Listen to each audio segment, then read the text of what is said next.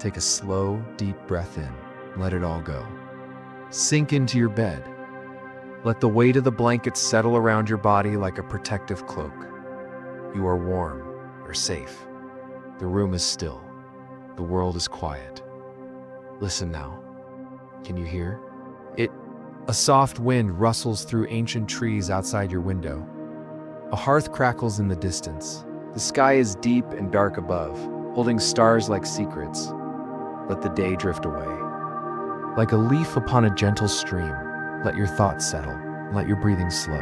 Because tonight, we will wander back, far back, to a world of wooden spoons and earthen bowls, smoky kitchens and muddy fields. A world where food was not just nourishment, but struggle, survival, sometimes as disappointment. Tonight's tale takes us to the age of knights and castles, of peasants and plagues, of feasts and famine. But don't worry, dear listener. You are not there. You are here, warm, quiet, safe. We'll drift through this history gently, like mist across the moor. So close your eyes, let the story begin. Our story begins in the year 1349. In a little village tucked between misty forests and winding rivers, a village whose name has been lost to time. The fields are quiet now. The last snow has melted. A young boy named Aldrich is watching his mother stir a bubbling pot suspended over an open hearth. He sits cross-legged on the floor, wrapped in a rough, woolen tunic. There's a cold draft sneaking through the cracks in the wooden walls, but he doesn't mind. Because inside the pot, something is cooking. Something warm. Something filling. Something that might have once resembled food. You see, food in the Middle Ages was rarely delicious. It was often boiled until flavor. It's vanished like steam. It was gritty with stone-ground flour and dark with soot. It was preserved. Not for taste, but for survival. Meat, when they had it, was salted, until dry as bark. Bread was coarse and sometimes riddled with tiny pebbles that chipped teeth. Vegetables were boiled, and boiled, and boiled again. Still, there was a kind of comfort in the ritual, a kind of rhythm to it all. Aldrich's mother stirs, the pot slowly whispering under her breath. Turnips, barley, a scrap of old lard, just enough for supper. She tastes it with a wooden spoon and winces softly, then sighs, adds a pinch of dried herbs. Whatever she could find last summer, and keeps stirring. The fire crackles. Aldrich leans closer. He knows that no matter what it tastes like, will be warm. And in winter's wake, warm is enough. Let's drift forward a few years. To the manor kitchen. Now the story follows a young kitchen boy named Idrik. It's just after dawn. The frost clings to the corners of the stone floor. He wakes before the sun, rubbing his eyes with cold, chapped fingers. His tasks are many. Peel, scrub, fetch water, tend to fire. Fetch water again, the kitchen is dim, lit only by a sputtering tallow candle. The Kukastern woman with arms, like tree trunks, is already barking orders. Bread's burned. Oats are moldy. We'll need to make do with the eel pie. Edric tries not to grimace. Yes, eel pie. One of the many delicacies of medieval cuisine. Caught fresh from the river, eels are slippery and hard to clean. Once chopped and spiced, they're baked into a thick, lard-enriched crust not for taste. But for preservation, the crust itself is nearly inedible. Thick, hard. More, it's like armor than food. But it does the job. Keeps the meat from spoiling. Edric lugs the pie to the main hall. His arms shake, but he doesn't spill. The great hall is still empty. Only the high table waits. Long and polished, with simple wooden trenchers set in place. No forks. Of course, those won't arrive for centuries. Just knives. Spoons carved from horn and fingers. Above, the hearth, a tapestry stirs in the breeze. A hunting scene, bright reds, greens a stag, mid-dash leap. It's quiet here, for the feast. So very quiet, and Edric pauses just for a moment. To breathe, to listen, to feel the warmth of the fire on his face before the bells ring, before the nobles arrive, before the noise begins again. Let's drift now through time like a crow over the rooftops. We land next in a monastery. It is spring. The grass outside is soft and wet beneath sandals. Inside the cloistered kitchen, Brother Elric prepares the noonday meal. He hums as he works, gently washing wild greens picked from the abbey. Garden, chard, sorrel, nettles. The scent of fresh earth clings to them. There is something holy in there, bitterness. Brother Elric works slowly, lovingly. He adds a scoop of peas soaked overnight. Little oil, a shaving of onion, then his favorite egg, soft-boiled, from the henhouse. It is not grand, not rich, but it is enough, and more importantly, is permitted. Because in these walls, food is bound by rules, by fasting, by silence, by seasons. Today, no meat. Tomorrow, perhaps fish. Always. Humility. The refectory is quiet when the monks enter. No voices. Only the soft shuffling of robes, the clinking of bowls. A single voice reading scripture is, they eat, they do not complain, they do not savor, but deep within them, a peace grows. Because food here is not pleasure, it is grace. Let us drift once more, back to the village, back to Aldrich. He is older now, perhaps 16. He stands in the smoky interior of his home, slicing stale bread into a wooden bowl. The bread is hard. It must be soaked in broth to soften tonight. It's pottage again, a thick, porridge-like stew made from whatever's left. Carrots, beans, the last of the barley, maybe a scrap of salted pork from the hook above the door. He doesn't mind. Not really. Because after the meal, his sister will tell a story, and his father will pass around the last of the summer cider, and the hearth will glow, and the wind will howl just beyond the shuttered window. But inside, they're safe and warm and full. Now float gently. Further, back to the feast hall of a king. It is midwinter, outside, snow inside, firelight, laughter, spilled wine and roasted boar, a feast of glistening meat. Sweetmeats, molded jellies, and trenchers heavy with goose fat. But even here where silver goblets gleam and minstrels sing, danger lurks beneath the flavor. For medieval food was not safe, not always. Spoiled meat masked with spices, contaminated water, rotten grains, no knowledge of bacteria, no certainty, just hope that the stew would sit well, that the pie was still good, that the bread held, no mold. And so even kings fell ill. Even queens clutched their bellies, because no wealth could protect against the mysteries of meat left too long by the hearth. Still, in this world of risk and rot, there were moments of magic. A wild strawberry gathered from the woods, a fresh egg on a spring morning, honeycomb dripping gold in the summer sun, warm. Ale on a cold night, a good harvest, a warm fire, a full belly. And so, dear listener, as you rest now, wrapped in your own blankets, far from the hardship of that age, know that you walk with them, those who boiled turnips in smoke dark kitchens, those who endured hunger and found joy in scraps, those who tasted bitter broth and still smiled.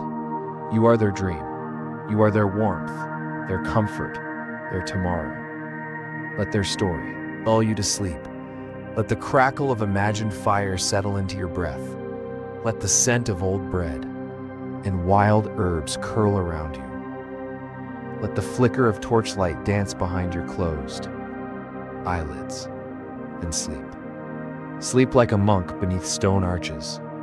Sleep like a child on a straw mattress. Sleep like a king in a cold hall. Because now you're full and safe and finished. Asterisk, settle in again. Asterisk. Let your head grow heavier against your pillow. Let your arms fall softly by your side. The day is long gone. Only comfort remains, and we're drifting. Deeper into the warmth of this story, the fire is still glowing. The wind still rustles the leaves outside the thatched roofs of 1,000 villages. And we're gliding now, not fast, never fast. Just floating gently like the smoke from a chimney curling into a quiet gray sky. Let's return now to the 12th century. In a castle kitchen, asterisk, deep below the banquet hall, it is chaos. The head cook, a man called Thurston, is shouting orders. He has no recipe, only instinct and fear of the stewards. Disapproval. Huge iron pots clank over open, flames boiling, bubbling, sputtering. The air is thick with smoke and the scent of overcooked meat. A boy fans the fire. Another plucks feathers from a limp goose. Thurston slices into a fish with quick, practiced hands. It is already turning. He sprinkles it heavily with vinegar, then coats it in ground spices brought at great cost from faraway lands. Cinnamon, clove, ginger, not to flavor, to disguise. You see, spices in medieval food weren't just for taste, they were armor, weapons in the fight against rot and decay. The food was often, it's not fresh, not safe, not trustworthy, so they buried it under spice, under wine, under sugar if they had it. But sugar then was as rare as rubies. Only kings, queens, cardinals might see it, in the castle's larder wrapped tightly in linen. A cone of dark brown sugar sits like a sacred object. It will be scraped slowly grained to the rich sauces of roasted peacock or porpoise or swan. Yes, swan. It will be eaten not for hunger, but for show. Above, the feast begins. The nobles gather in the hall beneath painted beams and banners bearing lions. Dragons, lilies, long tables creak beneath the weight of platters and pies. Musicians play. Goblets clink. Laughter rises. The food looks beautiful, but not all is what it seems. That glowing jelly, made from boiled hooves and bones, that shimmering meat coated in gold leaf, real gold, the pastry swan in the center, stuffed with minced venison and spices, its beak lacquered, its feathers returned post-roasting. To complete the illusion, artful, yes, but edible, not always. And beneath the beauty lies danger. Undercooked poultry, bad wine, meat that hides its secrets. Beneath clove and cumin, so the nobles drink heavily. To blur the sharp edges, to warm the cold halls, to forget the taste, but further from the castles. In fields where soil clings to skin and nails, life is simpler, harsher, quieter. Let us visit a shepherd named Brahm. He lives on a hillside with his dog, his 2 goats, and his wife Isolde. Their meal tonight? Some dried peas, an onion from last autumn's harvest. A small piece of cheese kept cool beneath a stone shelf. Bram eats with his hands, breaks bread, with a rock to crack the crust, wipes his beard with his sleeve. There is no fire roaring here, only a low coal glow, giving barely enough heat to boil the pottage. The smoke drifts lazily toward the ceiling. It escapes through a hole in the thatch. Isolde hums a song, one she learned from her mother, and Bram listens, chews slowly, swallows then, sighs. Because though the food is bland, though it's the same as yesterday, it is warm, and in a world where warmth is rare, that is enough. Now let us pause, not in space, but in time, and drift into the dark days of famine. The year is 1315. The rain does not stop. Crops drown, grain rots. The roads become rivers of mud. The harvest fails, and then fails again and again. The granaries are empty. The barns are hollow. The cows gaunt. The pigs gone. People eat bark moss. They grind seeds and weeds into something like flour, but not. Bread made from this becomes hard, bitter, unkind. They boil leather, they chew straw. Some say they see wolves walking through the fields. Others say worse. But hush now. We won't stay here long. only enough to honor those who endured it, who wrapped their children in rags, told stories while hunger sat between them, and still they dreamed of full tables, of stew thick with beans, of pies bubbling with berries, dreamed as you now drift, deeper into rest. Let's return to the hearth, to safety, to a young woman named Maeve, living in a small coastal town. It is late summer, the sun has just set, she's baking, flatbread on a stone, warmed over coals. Simple, thin flavored with a pinch of salt and a bit of dried sage. Nearby, her little sister stirs a pot of dried fish and onions. Outside, the gulls cry. Inside, the room is warm. Maeve hums softly as she works. The sound is soothing, repetitive, like waves on a shore. The flatbread sizzles slightly. The scent is earthy, comforting. She flips it with a stick, waits, then lifts it carefully and stacks it with the others, wrapped in a cloth to keep soft. Their father returns from the sea. Salt still clings to his beard. He's tired, but smiling. Dinner's quiet but happy. They dip the bread. They laugh softly. And outside, the tide rolls in and out just as it has for 1,000 years. Even in the worst of culinary times, there were moments of joy. Moments like this. Moments that mattered. Not the flavor, not the texture, but the togetherness. The ritual, the warmth, and now you feel that warmth too. Settling behind your ribs, filling the quiet spaces. Let yourself breathe in and out. Let yourself feel the earth beneath you, the stillness around you, the slow crackling of time. You are safe. You are resting, and the story continues, but gently, always gently. The fire is low now. The embers glow softly, like forgotten stars nestled beneath ash, and you, dear listener, are floating, still quiet, held in the arms of this story, wrapped in blankets, as the past whispers gently into your dreams. Let's drift once more. To the edge of a medieval forest, a woman walks the forest path.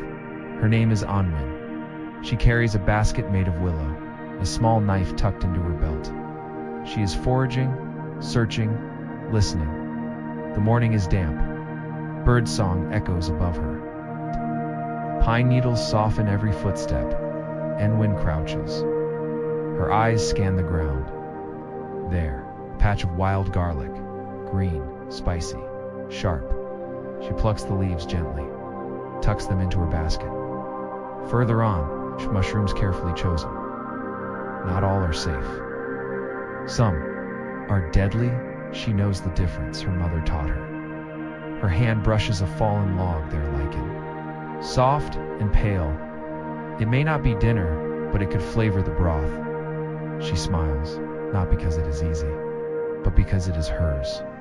In this world where food is work and every meal uncertain, Anwen makes it sacred. A stew made of forest things, cooked slow, eaten hot, shared with care. Let's step softly now, into a village bakery. The year is 1401. The baker, Tomas, is awake long before sunrise. The sky is still dark, and the stars blink above the thatched rooftops. He moves like clockwork, each motion familiar, each step practiced. He reaches into the wooden bin, pulls out a handful of flour, grinds it between his fingers. It's coarse, gray, mixed with oat. Husks. He adds water, salt, a sour lump from yesterday's dough. His starter. He kneads the dough with strong, flour-dusted hands, rhythmic, soothing. Push, fold, turn, push, fold, turn. Outside, the village stirs. Roosters call, smoke rises, boots crunch, but inside, only the quiet breathing of dough rising, becoming later. The loaves are placed into the stone oven, heated with embers. The scent warm, nutty. Alive drifts through the village. People smile as they pass. Children skip, and for a moment, despite hunger, despite hardship, the air is filled with hope. Now listen, do you hear the bells? Far in the distance, A bell tower tolls across a sleepy town. It is Sunday, day of rest. Let us enter the home of a merchant family. They are preparing their weekly meal. Today they are lucky. Roast goose, pars, a sauce made from vinegar, mustard, seed, and a bit of leftover honey.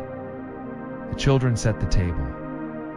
Wooden bowls, horn spoons, cups carved from beech. The oldest daughter lays, cloth woven by her grandmother across the center. The mother slices the bread. The father pours weak ale into each cup. And then they sit, hands clasped, heads bowed. They give thanks for the sun, for the soil, for the meal. And then they eat, slowly together. Each bite is small, but meaningful. The goose is stringy, the vegetables overdone, but no one minds.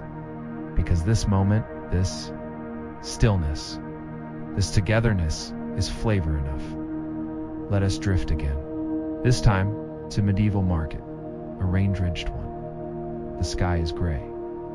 The cobblestone's slick, but the market bustles all the same. A man sells saltfish wrapped in linen. A woman hawks leeks and cabbage from a wooden cart. A child stands beside a sack of walnuts, cracking one slowly with a stone. The smells mingle. Pickled onions, stale beer, wet wool. A cat darts between legs, sniffing at dropped crusts. This is not a feast. This is survival. And yet, there is joy here. 2. A butcher tosses a child a strip of fack. A miller laughs as his donkey brays in protest. A baker hands a broken loaf to a woman with no coin. They do not eat well, but they eat, and sometimes. That is everything now. Close your eyes more fully. Let your breath slow again, in through your nose and out through your lips. Picture now a village, festival, it's harvest time. The air is crisp. The trees blaze with orange and gold. Lanterns hang. From poles, bunting flutters. Children chase each other in the last light of day. Tables are set outside. The longhouse covered in leaves and linen, laid with bowls of stewed fruit.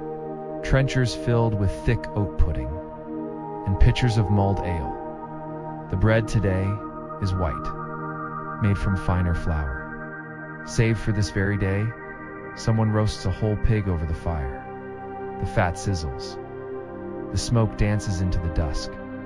There is music, a drum, a flute, hands clapping in rhythm. Old men sing, young women laugh. A girl tastes her first plum. A boy takes his first sip of ale and coughs. And for a few hours, no one remembers the hunger. No one mentions the rot. No one minds the dirt beneath their nails. Because tonight, they celebrate not for what they have, but for what they've survived. And now, dear one, we begin to leave this time behind. Let the images fade. Let the fields fall away. Let the market quiet. Let the fire go still. You are not in the past.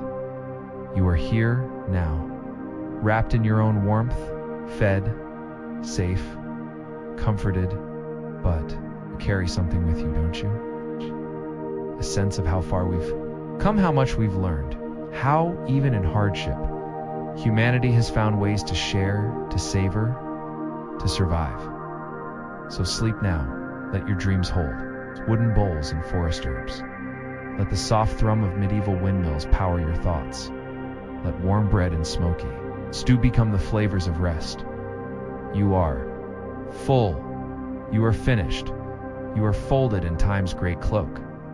Breathe deeply again. Let your chest rise and fall. There is no rush. Only this moment. Only warmth. Only story.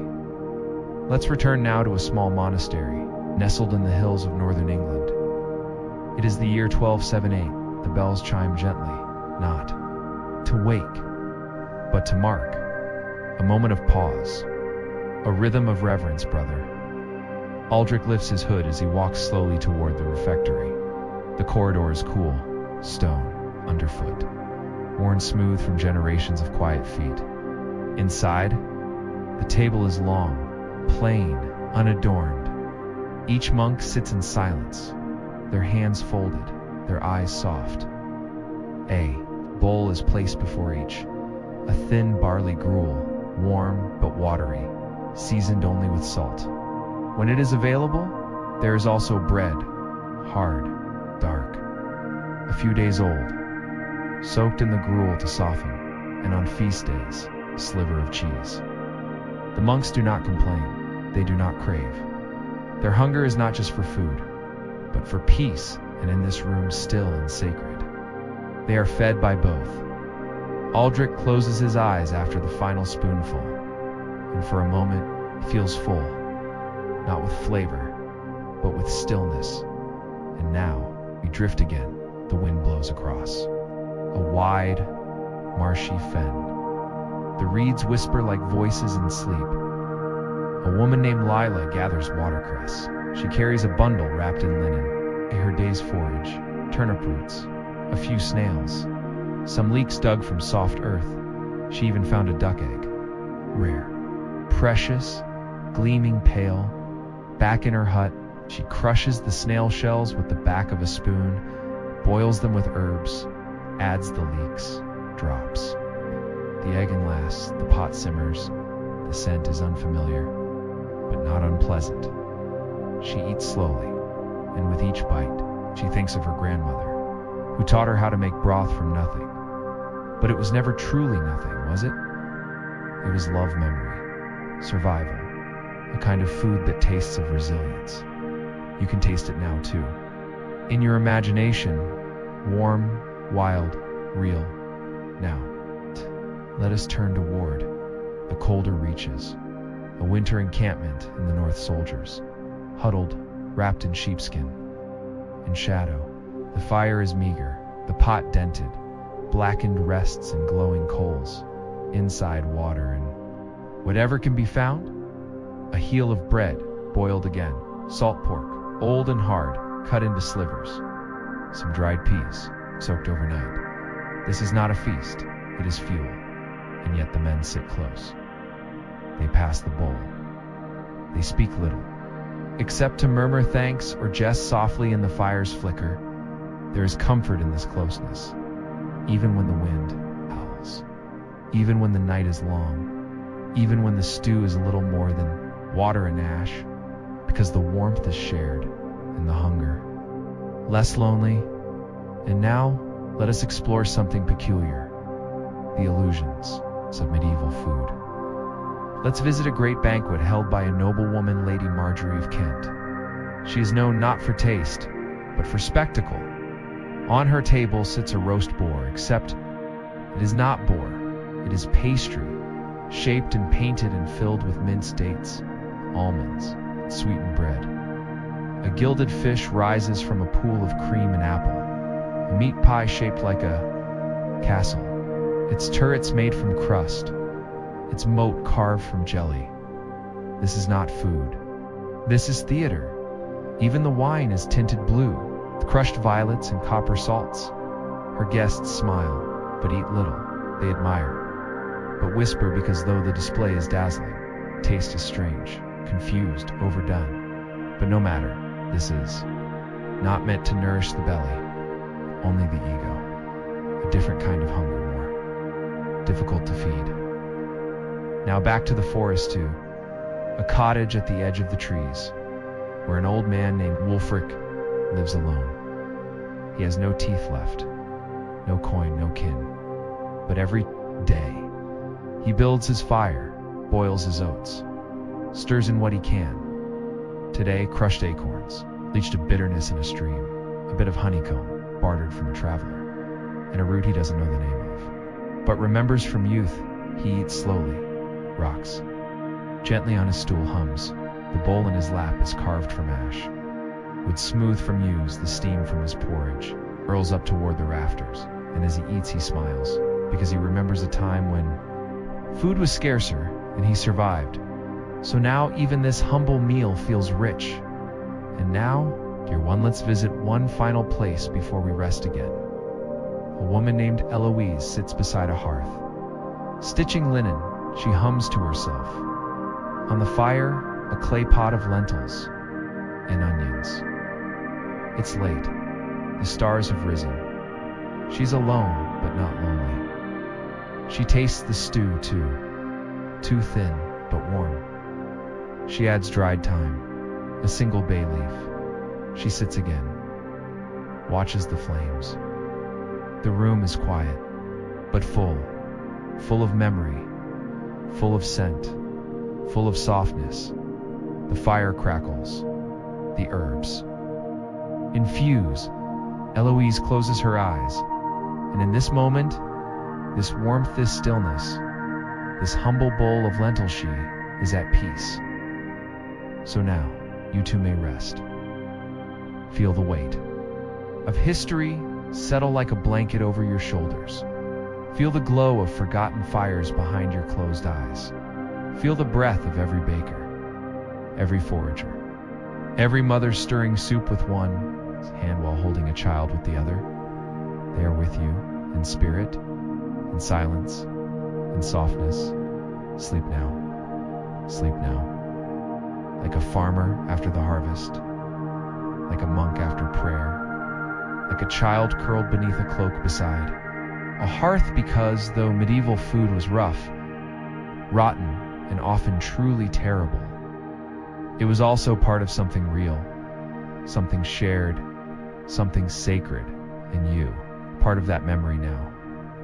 Good night, sweet dreams, and may the scent of warm bread follow you into your slumber. Let yourself return, sink deeper into the mattress. Let your jaw unclench. Let your eyes soften behind your eyelids. There is no more to do, nowhere else to be. Just this story, just the soft hum of history's kitchen, and the warmth of the fire glowing across centuries. Let's walk now to a small tavern, half-timbe, crooked, low-ceimg, its beams stained with soot, its door squealing on rusted hinges. The tavern keeper, Ulrich, stirs a pot with a ladle made from birch.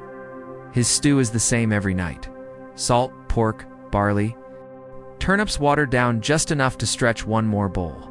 The travelers drift in with the dusk. A minstrel with frost in his beard, a farmer with dirt under his nails, a washerwoman with sore feet and a quiet smile. They sit, shoulders touching hands, curled around warm clay mugs. The stew it's not good, but it is warm, and they are warmer for sharing it. Ulrich doesn't say much, just keeps the fire stoked, keeps the ladle moving, and outside, snow begins to fall again. But in here, inside, these old walls, there is only steam. And safety now. Follow me into a kitchen of a different kind. Not a tavern, not a cottage, but a queen's kitchen. Towering stone, dozens of servants, coldrons, and bread ovens. Spits and trenchers, but here too, the food is not as grand as you might. Thinka roast brought to the queen's table is often cold by the time it arrives. Her bread is dusted with flour, so fine it was sifted through cloth. But it's still rough compared to modern loaves. The wine is spiced, yes, but often sour, kept in wood too long, aged poorly. Still, the rituals remain. Dishes are presented with ceremony. Courses are served with great formality, flavors layered. Like poems, sweet and sour, spiced and salted. Fruits, boiled in meat broth. Fish glazed with almond milk and vinegar. Not because it's delicious, but because it's expected. A performance, a theater of taste, but the queen she often longs for. Simpler things. Once she whispers to her maid that the best thing she ever ate was an apple fresh cold from a stream, shared with no one but herself. And sometimes, when no one is looking, she slips one into her slevend, eats it in the garden, where even the birds fall silent. Now come with me to the edge of a storm. A fisherman, named Elias, is caught in sudden rain. His boat creaks, the waves rise, but he holds the tiller, keeps his course, dreams of the stew waiting at home. It is not much, his wife. Boiled fish heads with seaweed and herbs from the cliffside. She'll serve it with dark, Bread and dried sea berries, bitter, tart bright, but he loves it because when he walks through the door, soaked and shivering, the smell of that stew is like an embrace, the steam on his face like forgiveness, and her hand, steady on his back like a lighthouse. The food may be meager, but it saves him. Again and again. Now let us settle down into something quieter still. A mother rocks her baby beside a hearth. The child dozes. The coals glow. Outside, the wind howls across the moors. She has no bread today, no stew. Just a pot of milk warming slowly, and a few crumbles of dried oat to stir into it. She sings an old lullaby. As she stirs, one her mother sang, and her mother before that. The tune is worn. But whole, she dips a spoon into the warm milk, tastes it, thinks it bland, adds a sprig of mint she dried weeks ago. The flavor is faint, but it feels like magic. When the child wakes, she'll feed him from that same spoon, and in that moment they will both be nourished, not by ingredients, not by abundance, but by the long line of love. Behind them, you may not remember every scene, every stew, every stone bowl and hollowed spoon, but your body remembers. The rhythm, the calm, the hush of the past. Let that hush settle into you now. Let it soften your thoughts. Let it turn your breath into tide in. Out again. Feel the stillness. Feel the warmth behind your ribs, the comfort tucked into your bones. You've walked through famine and feast. You've stood in smoke and rain. You've stirred porridge beside monks and queens alike. And now, you rest, because medieval food, for all its strangeness, its blandness, its rotten risk, carried something else. It carried survival tradition, tenderness hidden beneath the ash and gristle. It was a hand reaching across centuries.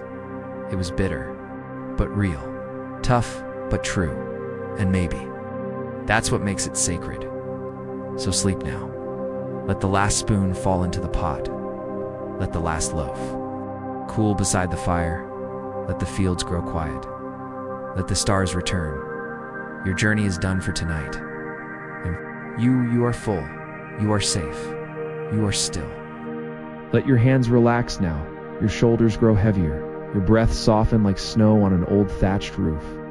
Let the night deepen around you as we return, one final time, to the crooked kitchen sand forgotten hearthstone, the medieval world. Tonight we visit a convent, a place of prayer and discipline. In humble meals, Sister Agnes prepares the evening broth. She moves slowly, her joints stiff with age, but her hands certain in the pot.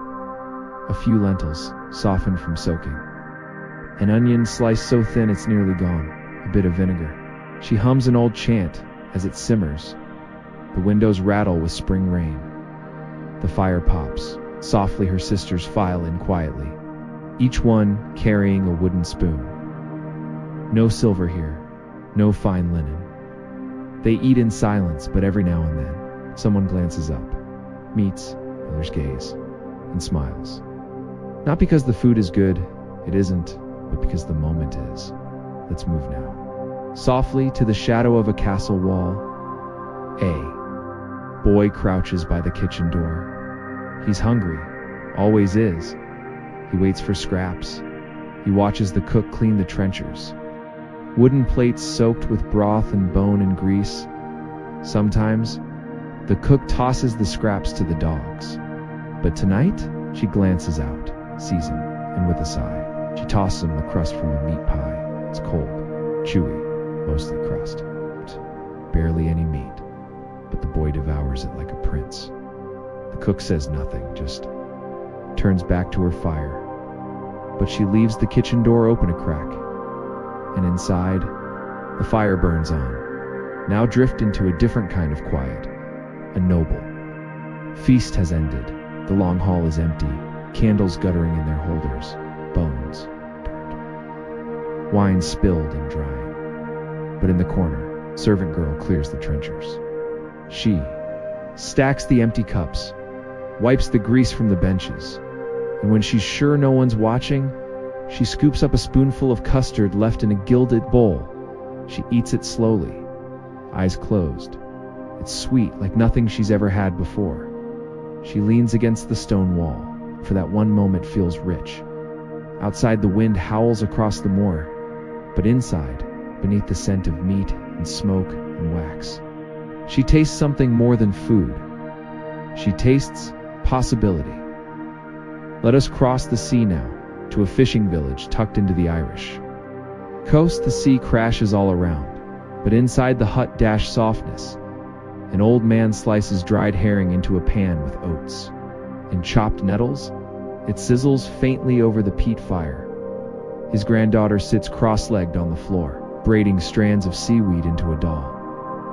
When the meal is done, he calls her. They eat together from the same wooden bowl. The food is salty, harsh. But afterward, he peels a crab apple from the basket. Beside the door, presses it into her hand. It is sour, but real. She laughs through fatness, and he laughs with her. Their meal wasn't fatness, but it delicious. But it fed more than their bellies. It fed their time. Now follow me just once more into the hills of Tuscany. A shepherd rests beneath an olive tree. His lunch, a crust of bread, a rind of cheese, a clove of garlic. He has a water skin and a pocket knife. Nothing more. The sheep graze nearby, bells tinkling softly. He chews the bread slowly, lets the oil from the cheese soften it, washes it down with water that tastes faintly of copper and earth. And then he lies back, lets the sun fall across his face. This meal is an indulgence.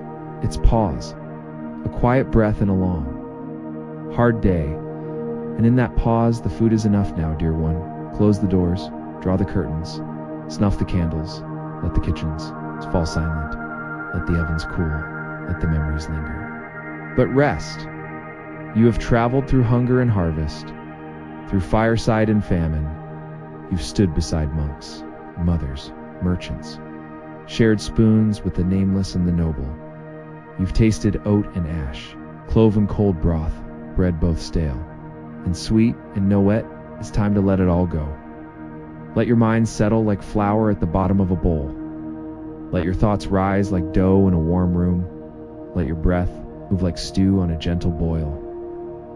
Let your limbs grow heavy, like a table after feast. Sleep now. You have been fed. You have been seen. You have been held. And as you dream, the kitchens of the past keep working. Somewhere a pot simmers. Somewhere a spoon stirs. Somewhere bread is breaking. And you are part of it, always. Take a breath. Feel your chest rise slowly. Fall with ease. There is no rush, no urgency. Just the soft hush of centuries past. And a warmth that flickers gently behind your closed eyes. We drift now into memory, into the quiet kitchens of a world that shaped us bite by humble bite. Our story tonight picks up in the lowlands of northern France. The year is 1142. A family gathers for supper in a timber-framed cottage. It's early spring. The air smells faintly of wet hay and tilled soil. The fire crackles above it. A pot hangs on an iron hook filled with boiled leeks, bitter greens, and a cracked egg to thicken the broth. No meat today, none expected. The mother stirs with care. Blowing across her wooden spoon before tasting, she adds a splash of sour ale from a small jug. Trick her own mother taught her to bring out the depth in the greens.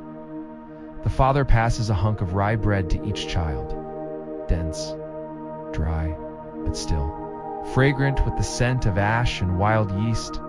They sit close, not by custom, but by necessity. The chill clings to the corners of the room. Yet their meal humble. Its plain becomes warmth shared between them. In this moment, there is enough. And when the youngest child sighs full, finally the mother smiles quietly to herself. And now, to the forests of Bohemia. It is dusk. The trees are deep and tall. The leaves hush the wind with 1,000 tiny sighs. A young forager named Matches kneels beside a mossy log. He's found mushrooms. Safe ones. He's sure. Penny buns and wood. Bluets enough for stew? Back at his camp. He lights a fire with flint and straw. A pot, blackened with soot, is filled with water, dried lentils, and a pinch of salt from a cracked pouch.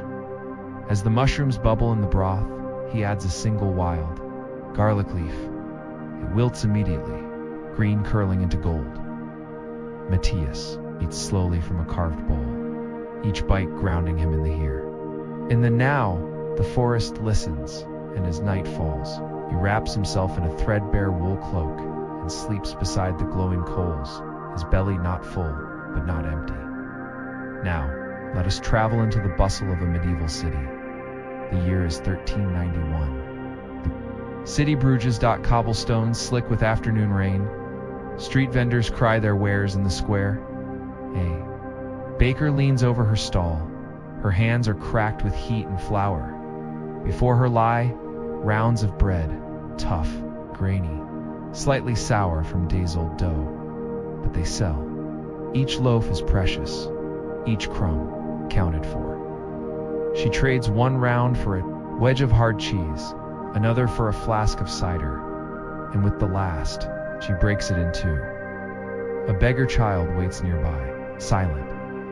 The baker hands her the larger half, says nothing, just returns to her stall, and the child eats quickly, gratefully, crumbs falling like snow into the folds of her cloak. Let us now look at something strange, and a little absurd. A noble's table during Lent. Meat is forbidden, but cravings remain, so the cook creates illusions. He minces almonds, mixes them with oat flour and fish stock, molds them into the shape of a roast goose. He paints it with herbs and blackened leek skin to simulate crisp skin. The diners marvel, laugh, pretend they slice into it with golden knives, pretending it tastes like fowl. But underneath the ceremony, they miss the real thing. The simplicity. The cook in the back room eats his own supper. A bowl of beans and spelt bread. No pretense, just nourishment, and a quiet pride in having turned hunger into theater. Next, a scene by candlelight. A monastery scroved. Late at night, scrolls unrolled. Ink drying. A novice monk dozes at his desk. Beside him, a crust of bread soaked in goat's milk, forgotten. Eaten, he dreamed of apples. Of honeycomb, he wakes slowly, dips the bread again, eats quietly in the dark. The silence of the hall wraps around him, only the scratch of distant quills and the murmur of wind. He returns to his work, letter by, letter illuminating. History with gold leaf and patience. And though his supper was sparse, his soul feels full, and now you rest. You've tasted broth and barley, seen illusions on noble tables and sincerity in peasant pots.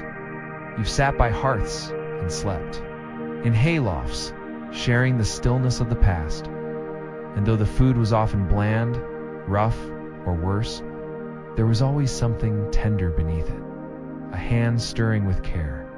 A bite shared with love, a recipe remembered, not for flavor, but for feeling. So breathe again, in through your nose. There is no through your mouth. There is no hunger. Here only calm, only quiet, only warmth. Sleep now, the scent of wood smoke and boiled oats, gently woven into your dreams. You are safe. You are full. You are done for today. Feel it soften you, like warm broth on a cold day.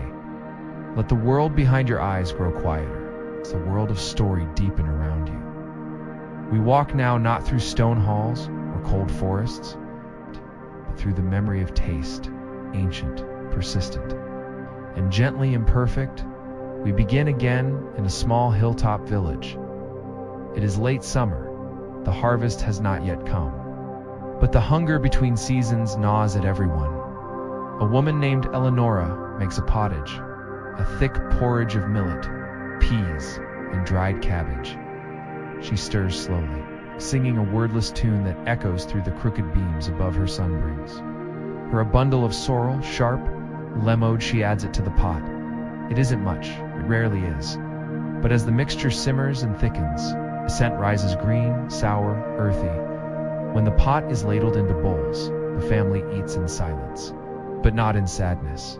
They eat with focus, with ritual, with presence. And in that, there is comfort. Now drift further to a field on the outskirts of York. A plowman named Couthard leans on his handle. His back aches. The earth is heavy, the sun low, from a leather satchel. He removes his midday meal, a rough oat cake, wrapped in cloth, a sliver of onion, and a piece of smoked lard, stiff. Glistening, he eats without complaint. The oat cake crumbles, the onion stings. The lard coats his throat, but he chews slowly. Lets the food settle like stone in his belly, ballast against the long. Ours his horse flicks its tail. The crows circle. The wind bends the barley. He wipes his hands on his tunic and returns to the furrow. Let us walk now into a different hunger, not the ache of belly, but the ache of the heart. In a seaside village, a widow lights her evening fire. Her husband has been gone since last winter, lost to the sea. Still, she makes his favorite soup, saltfish, boiled with herbs and mash. She sets 2 bowls. As she always did, she eats her slowly. The second untouched, the food is plain barely, seasoned, but in it lives a rhythm, a ritual. She eats to remember, to continue, and afterward, she folds his napkin as if he'd used it, and places it gently on the sill. Come now, into a castle again, but this one different. Winter court. Snow stacked high on every ledge. Tapestries pulled tight against the walls. The banquet is lavish. Mead flows freely. Swan is roasted and dressed to resemble peacocks. Jellied eels glisten. Under torches, puddings, steam in heavy bowls. But among the laughter and clinking goblets, one knight sits alone. He eats his venison, but he does not taste it. His mind is elsewhere on the home he left behind. A cottage near a wood, a simple stew of beans and marrow. His wife's bread burned at the edges, but made with love. He chews, he swiles a little, even here. Amid excess, his hunger is for something quieter. Now let's return to the forest, to the cloistered woods of Galicia. A hermit named Brother Anselmo lives alone in a moss-covered cell. He eats once a day, always the same, a bowl of boiled lentils, crust of rye, a pinch of salt if he is lucky. He eats in silence, always not because of poverty, but by choice. He says each bite is a prayer, each spoonful a meditation. The food is not joyful, not exciting, but to him. It is sacred. He eats slowly, gratefully, every crumb accounted for and after. He returns to the forest paths to walk and think. The birds do not fear him. The trees seem to bow in his presence and in his heart. There is no hunger, and now, it's time to return. The story has fed you. The kitchens of the past have grown quiet. The fires are coals, the bowls are empty, the spoons washed and hung. You have wandered far tonight through noble feasts and pauper scraps, through sacred kitchens and silent fasts. You've tasted sourness and salt, blandness and bitterness, and the sweetness that lives not in sugar, but in memory. So now, dear listener, rest. Let the blanket of sleep cover you like a cloak. Let your thoughts slow to the rhythm of ancient hands, stirring pots. Let your breath settle into the hush of firelight and snowfall. You are fed, you are safe, you are full. And though the food of the past was, in many ways, the worst in history, it nourished something far greater than appetite. It fed the soul, the spirit, the story, and now it feeds your dreams. Breathe in. Let your lungs fill with calm. Let your muscles ease. The flicker of candlelight still dances behind your eyes. The scent of wood smoke still lingers in the folds of memory. We return now, not just to the past, but to the softness between days. to the sacred stillness that lives in the rituals of food and the hush of shared silence. Our story tonight continues. Now we walk beside a river in the Low Countries. A boy named Peter carries a small wicker basket. Inside, a piece of hardened cheese. Crust of sour rye and an apple spotted with brown. He sits on the bank beneath a willow, dips his feet in the cold current, and unwraps his meal. The bread is dry. He softens it.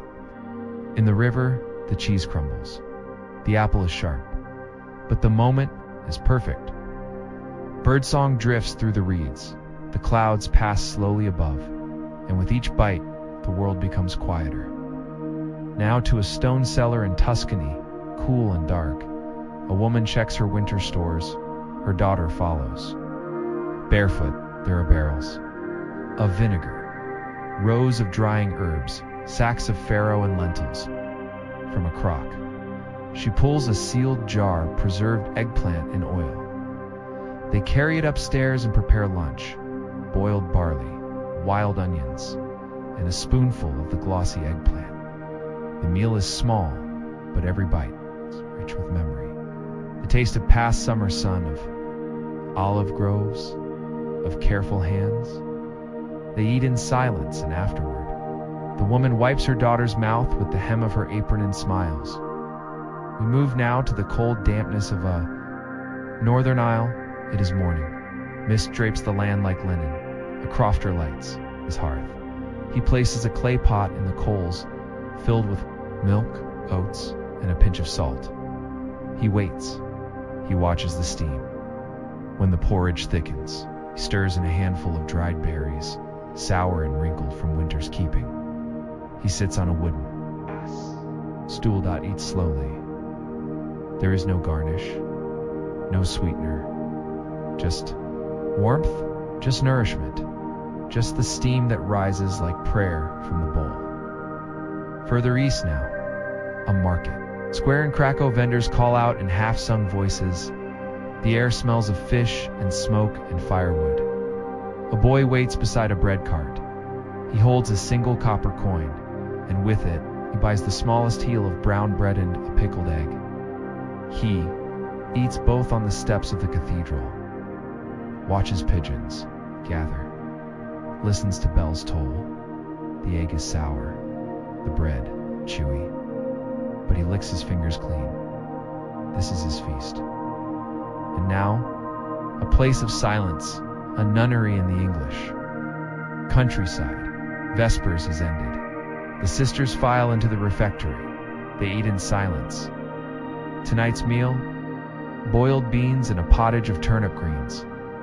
The cook sister Edith serves each bowl with care. She adds a sprig of thyme to each simple grace. She eats alone after the others, one spoonful at a time, chewing slowly, grateful outside. Rain begins to fall on the garden. Inside, the stone walls hum with peace, and as the fire dims, the sisters sleep full, not in flesh, but in spirit. And you, listener, drifting through time, you've tasted the hardship. You've felt the emptiness of thin soups and bread like stone. You've seen the kitchens where ash, it falls into broth, and yet, where love still stirs the pot. Let yourself breathe. Now let your hands rest softly on the blankets. Let your body sink deeper into warmth, because food, even when poor, is never just sustenance. It's memory, it's presence, it's ritual, and even in the bleakest centuries, meals were made with care, with faith, with hope, sleep. Now in that knowing, there is enough. There is warmth, there is time, there is rest. And in the cradle of that ancient truth, you are held. Breathe again, in through your nose. Let it fill your chest. And exhale slowly. Let your thoughts melt like candle wax beneath a low flame. You are resting now in the sacred hush of distant kitchens, where the steam of forgotten stews still curls like prayer toward the wooden beams above. We return again, not to explore luxury, but to feel the weight and the warmth of meals born from scarcity, flavored with love. Our next scene drifts across the steppe. A yurt sits low against the horizon. Inside, A woman named Bayon tends a pot suspended. Above a low, crackling fire, she stirs a broth made from fermented mare's milk, barley flour, and a knob of dried mutton. The scent is sharp, sour, and strong, but it comforts her. Her children lie on folded wool blankets nearby, his cheeks red from wind. She ladles the soup into wooden cups. They sip without words. The wind howls outside. But inside there is only the heartbeat of warmth. The youngest child finishes his last sip, then rests his head in her lap. And for a moment there is only the rhythm of her hand stroking his hair, the fading steam of a strange and sacred soup. Next, we find ourselves in an abbey by the Rhine. It is Lent. The monks eat only once a day. Today, cook has soaked dried peas overnight. He boils them with leeks and herbs, stirs slowly as bells ring in the courtyard. When the monks file in, they carry wooden bowls, worn smooth by decades of use. Each portion is small. The bread is old, the broth thin, but each monk bows, its head before eating. Each bite is mindful, each swallow reverent. When the bowls are empty, they sit in silence, not to mourn the sparseness of the meal, but to thank it. Now, to a roadside in Old Castile, a pilgrim named Tomas walks the dusty path to Santiago. His feet are sore, his satchel nearly empty, but in a pocket of linen, he carries a treasure, a handful of roasted chestnut, a small piece of salted cod. He stops by a stone wall beneath a fig. Tree sits, rests. The cod is dry, the chestnuts mealy, but with the wind in the trees, and the ache of honest miles behind him, Tomas eats with a fullness deeper than his stomach. Each bite is a reminder. He is moving, he is seeking, he is alive. Come now to an icy hilltop in winter. Denmark. A family huddles in a turf-roofed longhouse. The fire burns low. Their stores are almost gone. The mother boils water and bone, just one left. The thigh of a sheep taken before the snows came. She scrapes marrow into the pot, adds a sliver of onion and a pinch of salt from the very bottom of the barrel. They wait in silence. They wait for heat when it is ready. Each person takes only a little, a few spoonfuls. No more. They do not complain. The warmth itself is the feast, and later that night, they sleep in a tangle of wool and skin, dreaming of green fields and full barrels that will return again. When the season turns, and now to the quiet resilience of a single mother in Flanders, her name is Jezebel. She makes her living spinning wool and weaving simple tapestries. Tonight, she has only cabbage, so she boils it, adds a crust of bread softened. In the pot, she mashes a bit of garlic in with her spoon, crushes it against the bowl. When her son comes in from the stables, is cold and hungry, he sits beside her without a word. They eat together, and though the soup is thin, he smiles. You make it. Tastes good, he says. She ruffles his hair, says nothing, but later, when the bowl is scraped clean, she presses her lips to his forehead. The taste of that kiss, like the meal itself, simple, fierce, and lasting. And you here now. You've wandered through famine and fasting, through flavors that made no mouth water, through kitchens filled with ashes and prayer. And yet, you found something deeper in each bowl.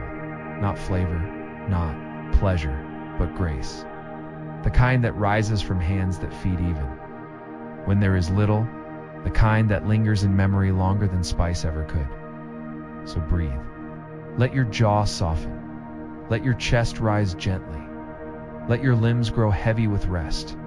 You are fed not with banquets, but with stories. You are warmed not with fire, but with presence. And as your thoughts quiet, as the hush of sleep draws near.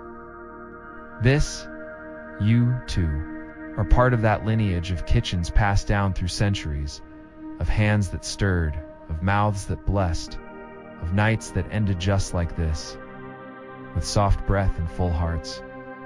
Settle deeper into stillness now.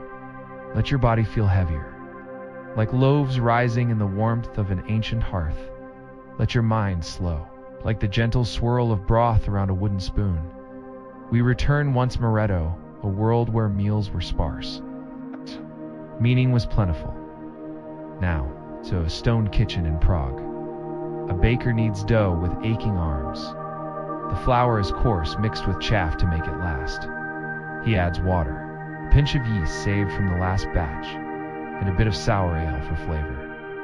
The loaves will not rise high, but they will feed mouths when they come out of the oven hard. Blistered, steaming, he sets them out on the wooden table. One he keeps for himself, sets it beside a wedge of dried plumage. A flask of cold water he eats standing. He does not stop working, but in the chew of the crust into sudden sweetness. Of the plum, he remembers why he bakes, why he wakes before the sun, to give, to fill, to continue. Next, we find ourselves in a Saxon hamlet. A girl named Alda picks wild garlic by the edge of the woods. It is spring, the snow has melted, but the fields are still barren. She returns with her handful of bright green leaves, chopped roughly and added to a broth made from roots and last year's onions. Her grandmother stirs slowly, back bent, breath shallow. They eat in silence by the fire. The broth is pungent, but the garlic tastes of something new, not the harsh sting of winter, but the gentle hope of what's next. We move now into a bustling town square in Paris. It is market day.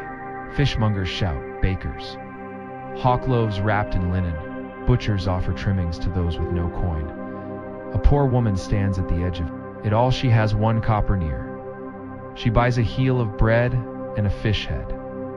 That night, she boils the head with leeks and stale wine. The flesh flakes off the bone. She savors it slowly, licks each fingertip when the meal is done. Outside, laughter rises from taverns inside. She hums a tune from childhood and rocks herself to sleep beside the fire. She has eaten, she has survived another day. That is enough. Now to a merchant ship crossing the channel, the crew eats in turns. Hardtack and salted pork, dried peas soaked in seawater, and boiled with lard. One sailor has kept a small onion hidden in his chest pocket. He slices it now, slowly, and adds it to the pot. The scent rises sharp, cleansing. The men gather close. Their spoons scrape the bottom of the pot. No one speaks, but when the last mouthful is taken, they nod to one another. For today, the food was almost good, almost and. In that, there's a strange joy. Now, to the hills of Scotland. A crofter returns from the moor with 2 eggs, a bundle of nettles, and a heel of old cheese. His wife builds a fire from peat. She cracks the eggs into a blackened skillet, adds the nettles and crumbles the cheese over top. They eat side by side. The eggs just set, the nettles bright. Rain drips from the thatch roof. Above, but inside, the world is still, and the yolks run like sunlight. And you, dear listener, you have tasted the leanest meals, the poorest kitchens, the simplest bowls. You have stood beside peasants, monks, sailors, widows, and felt the slow rhythm of survival in every stir of every spoon. Let that stillness fill you now. Let it anchor. You let it soothe the noise inside, because food, even when bitter, even when scarce, was always more than food. It was an act of love, a defiance, a hope. So rest now in that knowing. Let your dreams wander through those ancient kitchens. Let the scent of thyme and broth fill your chest. Let the rhythm of chewing, of breathing, guide you into peace. The pots are empty, the bowls clean, the fire low, and you, my dear friend, are full. Close your eyes, let your shoulders release, let your breath slow to the rhythm of an old, slow spinning wheel. The stories are not finished yet. There are still warm bowls to hold, still silent tables to visit, still crumbs of comfort left in the corners of memory. Come with me. We return now to the soft, flickering hush off the medieval hearth. This time, we find ourselves in the Baltic countryside. It is early morning. Mist curls low along the meadows. The cows are restless in the wooden pen. Inside the croft, a father and daughter sit side by side eating their breakfast. Barley porridge with salted butter, a smear of crabapple jam. The porridge is thick, sticky. It clings to the sides of the wooden bowl's steam rises and curls like forgotten dreams. The daughter scrapes the bottom with her spoon, then licks it clean. She grins, butter clinging to the corner of her mouth. The father chuckles, hands her a small slice of rye bread, as dense as stone, but baked with care. They eat in peace. Outside, a lark begins to sing, and the day begins with fullness. Now we move south, to a crumbling village by the edge of a dried-up river. It is famine season. The wheat failed, the turnips rotted. But still people gather. A woman named Freya boils acorn flour and water. She stirs constantly, careful not to let it burn. To this, she adds foraged roots, bitter greens, and a dash of last year's dried nettle. It is more paste than food, but still, she serves it. One ladle per bowl, one bowl per mouth. The villagers eat without complaint.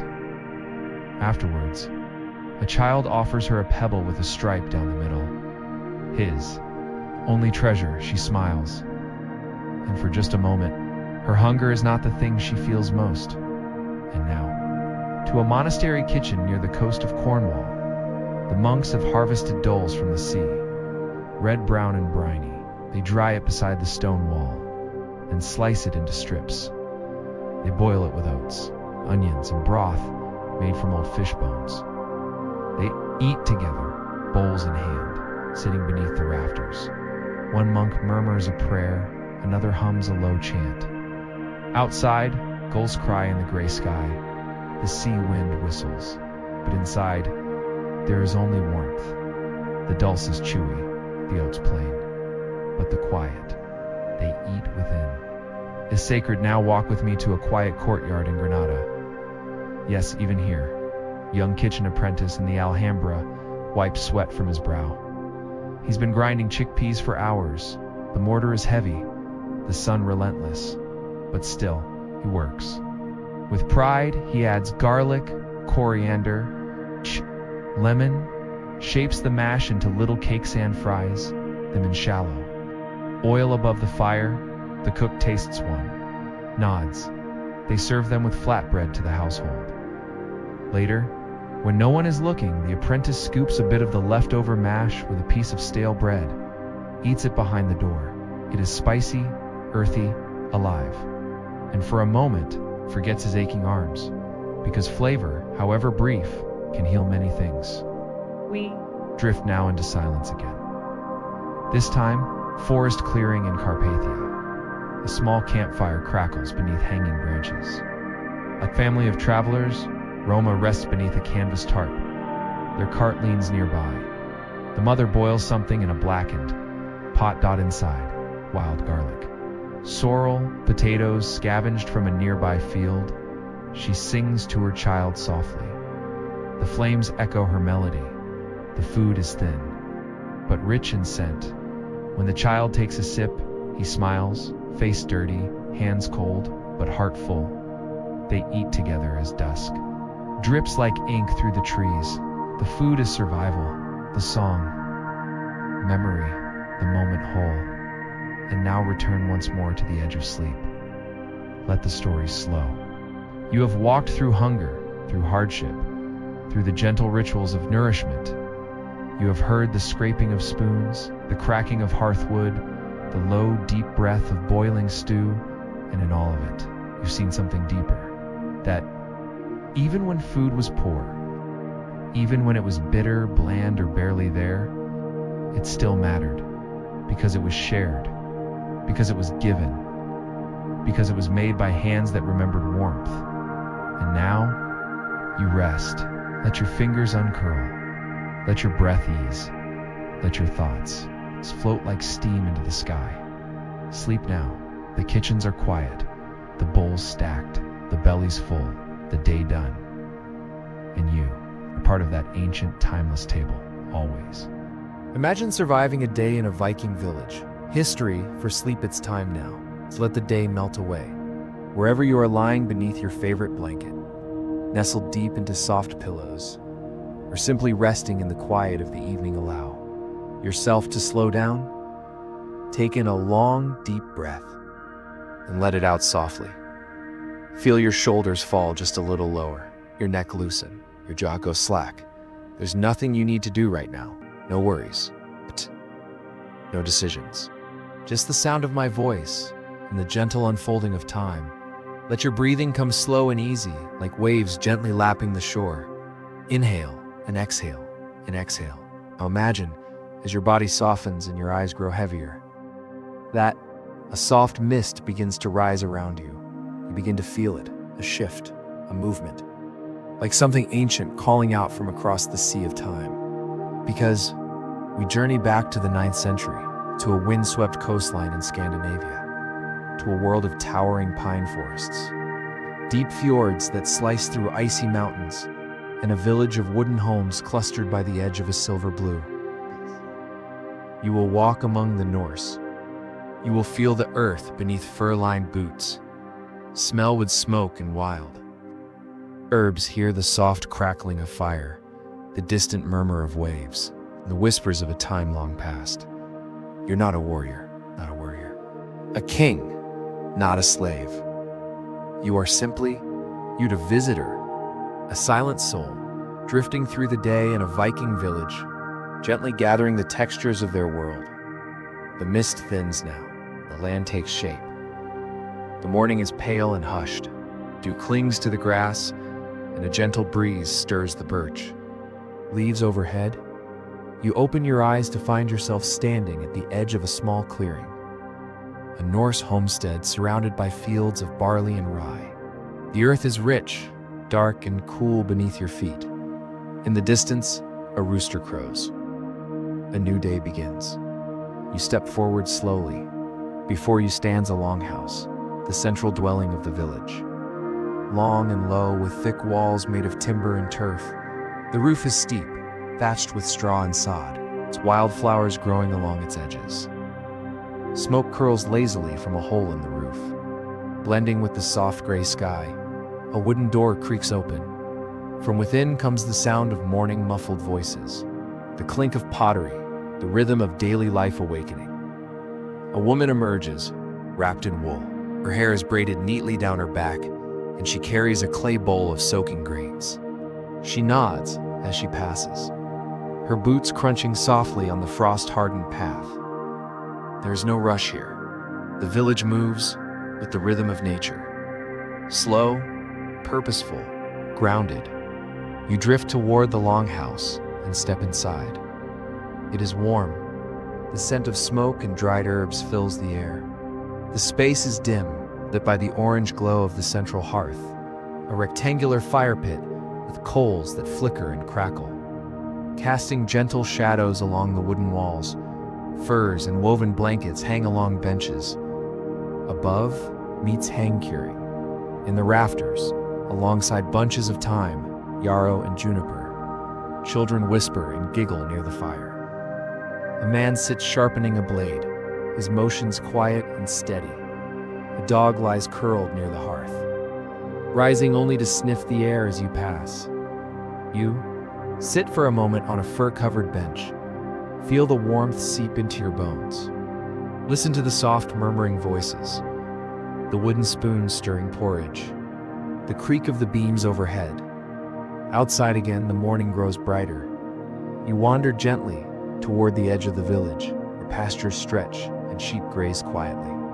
Their bells tinkle faintly in the distance. The breeze carries with it the faint temps of salt from the nearby fjord.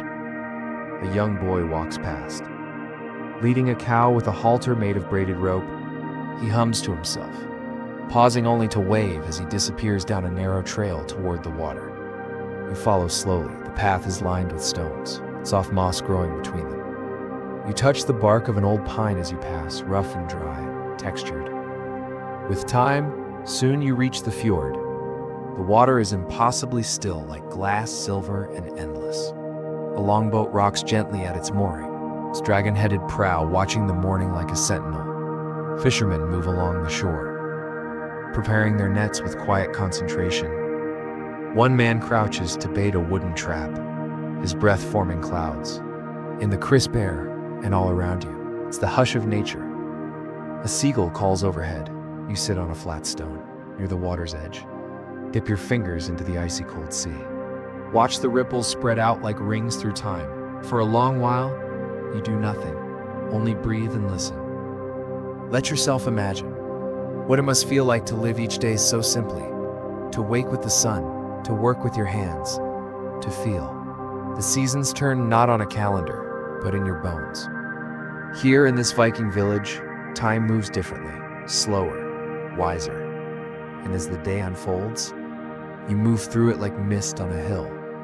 Midday in the village by now, the sun has risen high, bathing the village in soft golden light. In the central square, women gather at the well. Their laughter is gentle, and their arms are filled with buckets, cloth, stories. You pass a cluster of craftsmen, a woodworker, shaping a small carved horse, his knife moving with practiced ease, a blacksmith hammering slowly at a piece of glowing iron, the rhythm steady and hypnotic. Asterisk, clang, pause, clang. Asterisk, sparks drift upward like fireflies. Nearby, a boy and his sister play a game with flat stones, stacking them in towers until they tumble down. Their giggles are light, and the world around them seems still. In a corner of the square, an elder sits weaving tales to a group of children. His voice is low and even, the kind of voice that feels like a warm cloak around your shoulders. Speaks of the gods, of Odin, the wise wanderer, of Freya, the golden one who weeps tears of amber, of Thor, strong and thunderous, and yet who once disguised himself as a bride to retrieve his mighty hammer. The children's eyes are wide. Sit nearby, listening, and let the images swirl in your imagination like smoke from the hearth. Afternoon drifting gently later. The village grows quieter. Most have returned to their tasks, tending to gardens, mending nets, repairing fences. Even the animals seem to. Does in the warmth of the sun, you walk through the outer fields now. Golden barley sways in the breeze. Bees hum in the wildflowers. A hawk circles lazily overhead. You find a place beneath a tree, an old twisted oak with roots like reaching fingers, and settle there. The sun filters through the leaves in patterns, painting your skin with light and shadow. You close your eyes, and for a moment, you nap, just like they would have soft, dreamless rest. Beneath a tree older than memory, when you wake, you hear only the rustle of leaves. The world feels slower still, like the village has exhaled. You return slowly watching. The long shadows stretch across the land. A woman calls out to her children. Dog barks once, then settles again. From the longhouse, the scent of evening stew rises, herbs, root vegetables, and fresh-caught fish, and you follow it like a thread through twilight. The sky is shifting now. Where once it was blue and open, it begins to melt into amber, then rose, then a deep, velvety indigo. The sun slips behind the jagged mountains across the fjord, and the air cools with a hush that settles over the village like a woven cloak. The wind carries a softness now, not the crisp breath of morning, but the heavy, calming sigh of evening. You walk slowly, drawn by the orange flicker ahead. Tiny flames dance in lanterns made from carved horn and thick glass. Their glow bounces across wooden walls and cobbled paths, guiding families back toward warmth and hearth. A horn sounds once long and low, a signal that the day's work is done. It echoes through the trees, over the still water, through the bones of the land. As you return to the longhouse, you notice the subtle shift inside, where the morning was filled with movement, grain soaking, boots lacing, doors creaking. Now there is stillness. Only the crackling of the hearth remains. Steady. You step in. The fire glows more brightly now. Shadows flicker high against the timbered ceiling, and the sweet, earthy scent of burning peat fills the air. Bowls are passed hand to hand. Steam rises from thick wooden ladles as stew is served. You're offered a seat. You feel the weight of a carved spoon in your palm, the warmth of the bowl against your fingers. The hearty smell of fish, leeks, and root vegetables simmered for hours. There is no rush. People speak softly. A father wipes his daughter's chin. A grandmother tears a hunk of dark rye bread and dips it slowly into her broth. You eat with them, and it's as if you've always belonged. Outside, the stars begin to bloom, one by one, like tiny fires scattered across a midnight sky. There's no electricity here, no humming lights, no screens. Only the ancient flicker of fire and starlight dancing together across centuries. After the meal, the coals are banked. Embers glow low, casting a soft circle of light. People drift toward blankets, skins, and shadows. Children curl against their parents. Hands are held, and slowly, stories begin. This is the time of night when the past comes alive. An old man begins to speak. His voice is low, like the wind through pine needles. And you listen. The tale of the sea wife long ago. The man says, when the world was wild and God still walked among us, there lived a fisherman who lost his way in the northern fog. His voice is measured, rhythmic, a lull that wraps around the room like smoke. He rowed for hours, the sky swallowed by mist. Just when he thought he'd never see land again, he came upon an island that wasn't on any map. Children sit up, eyes wide. He stepped ashore and found it empty, save for one woman, pale as moonlight, hair the color of the deep sea. She smiled but said nothing, only pointed to a cave lined with silver shells. The story unfolds slowly. With soft pauses and slow breath, she took him in, fed him warm fish broth, let him sleep beside a fire of glowing stones. For 3 days he stayed. Each night she combed her long wet hair beside the flames and sang a song without words. It wrapped around him like a net. The wind outside howls once, and even the dog lifts its head to listen.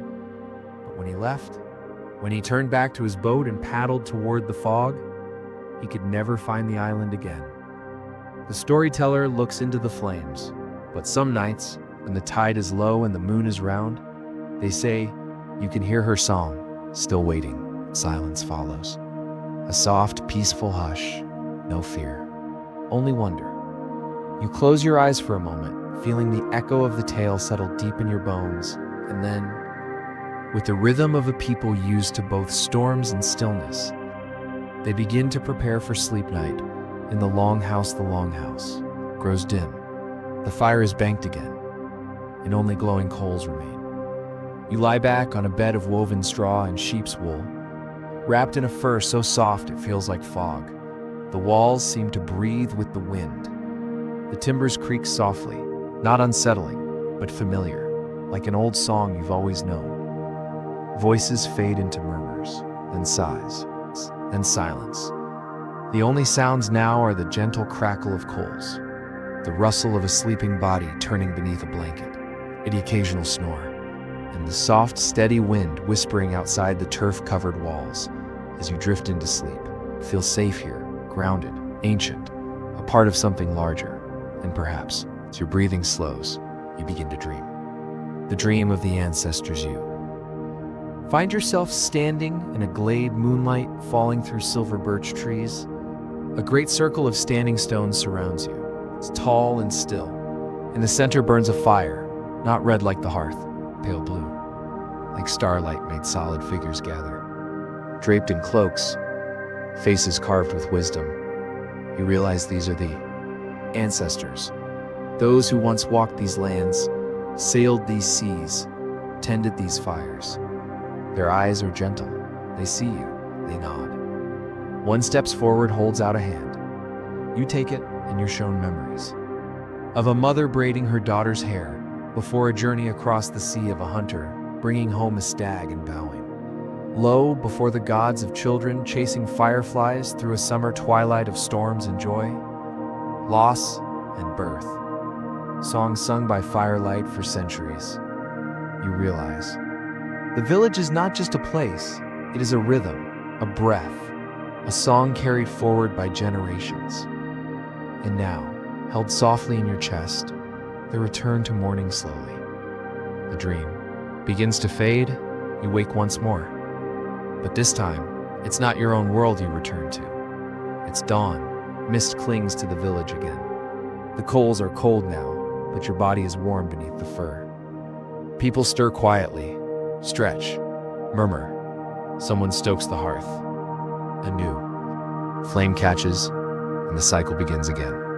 There is no fanfare, no alarm, just breath, warmth, presence. And as you step outside, to the soft gray light of another Viking morning, you smile, because you've survived a day in a Viking village.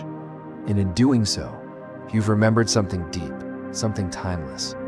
That peace does not come from stillness alone, but from belonging, from rhythm, from presence. And as the breeze carries the scent of earth and fire and sea across your skin, you breathe deeply, slowly, and let go.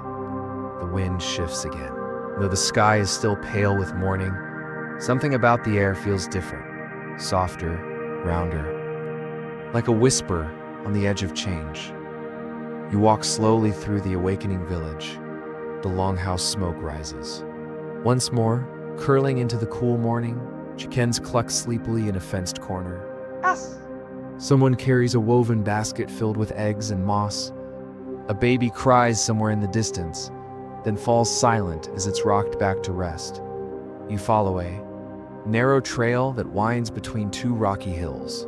Your breath appears in little clouds before your lips, then disappears, like fog being drawn back into the earth. The trail opens up to a new sight, a sacred grove, quiet and ringed by standing stones. The birch trees here are older, taller. Their white trunks seem to glow in the morning light. The ground is soft with moss and pine needles, and here you feel something different. Something older than the village. Older than time, this place isn't for daily chores or nighttime stories. It's a place of listening, of offering, stillness. You pause beneath the largest birch tree and feel the hush wrap around you. A carved idol stands nearby, small. Wooden, worn smooth by years of touch, it represents a god, or a spirit, or perhaps just the breath of the land itself. And though no words are spoken, you sense the deep reverence the villagers hold for this space. You rest your hand on the bark of the birch. It's cool, alive. A squirrel darts past your feet, scurrying up the trunk, tail flicking in delight. Somewhere nearby, a raven calls once loud, clear, and echoing.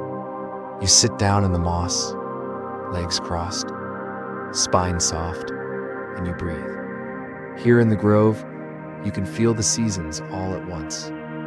The crisp bite of frost, the wet scent of spring thaw, the hum of bees and summer clover, the crackle of orange leaves beneath a fall wind.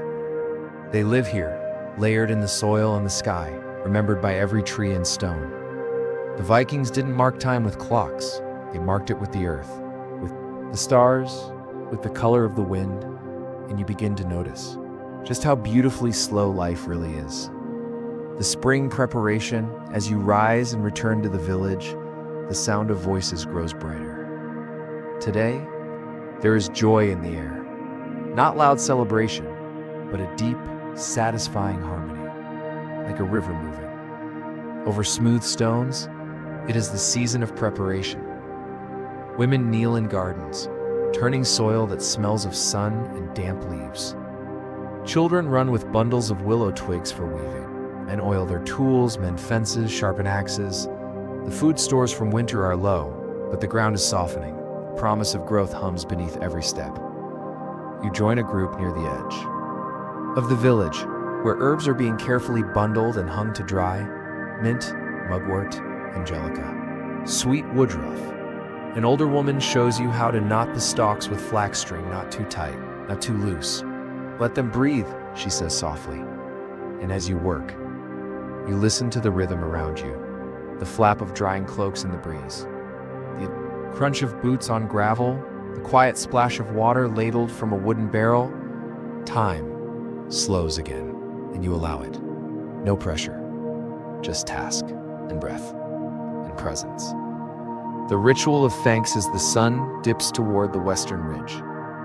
The village gathers once more, not for a feast, but a simple offering. Everyone walks together down the path toward a cliff overlooking the fjord. The sea stretches endless and silver blue, waves curling softly against dark stone. A wooden bowl is passed hand to hand.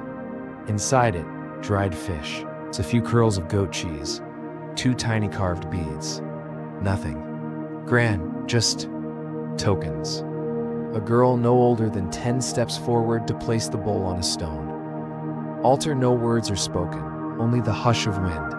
And then one by one, each person touches the stone. Some with closed eyes, some with gentle smiles, some with tears that they do not hide. You wait your turn.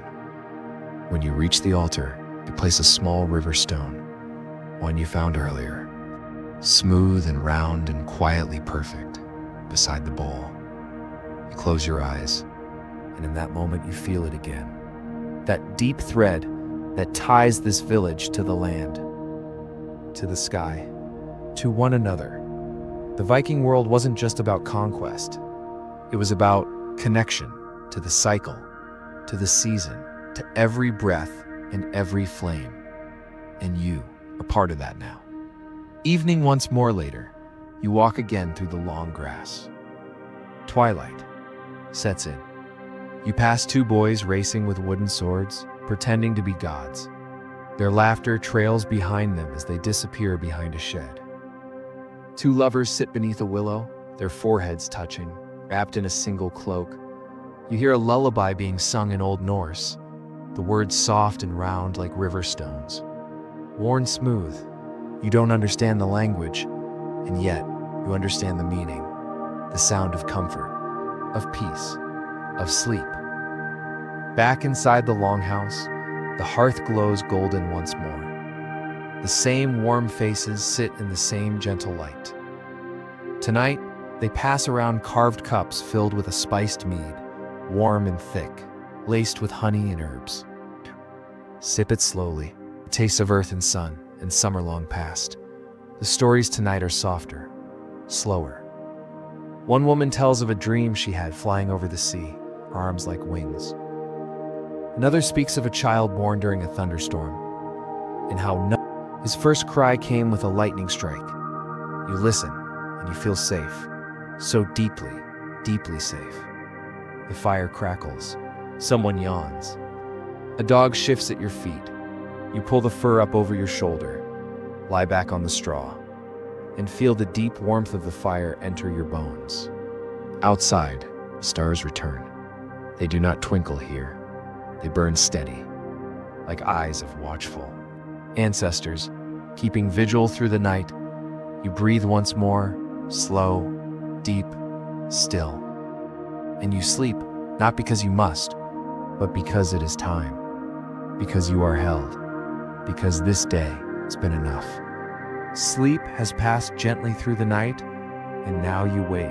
It's not suddenly, not sharply, but like mist lifting from a quiet field. There's a chill in the air, a dry, fragrant scent rides the morning breeze, dried grasses, hearth smoke, and fallen leaves. The light filtering through the longhouse slats is golden and slanted. You can feel it. Autumn has come. Outside, the earth is changing.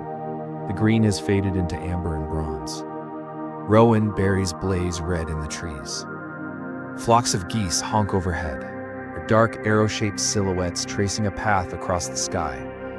You wrap a woolen cloak tighter around your shoulders and step outside. The village has shifted again, not in shape, but in purpose. It is the asterisk harvest. Season, asterisk, now. the final, determined gathering before the long winter sleep. There is movement everywhere, not frantic, focused. Women bend to cut cabbages from their roots, stacking them into baskets with a satisfying thud. Men carry bundles of wheat wrapped with twisted straw, each stalk golden and whispering. The air hums with effort, and yet no one rushes. This is not panic. It is rhythm. The same steady rhythm you've come to know, season after season, step by step, held in the breath of every person here. You're handed a bundle of late. Summer onions, their papery skins rustling, and you walk them slowly toward the drying shed.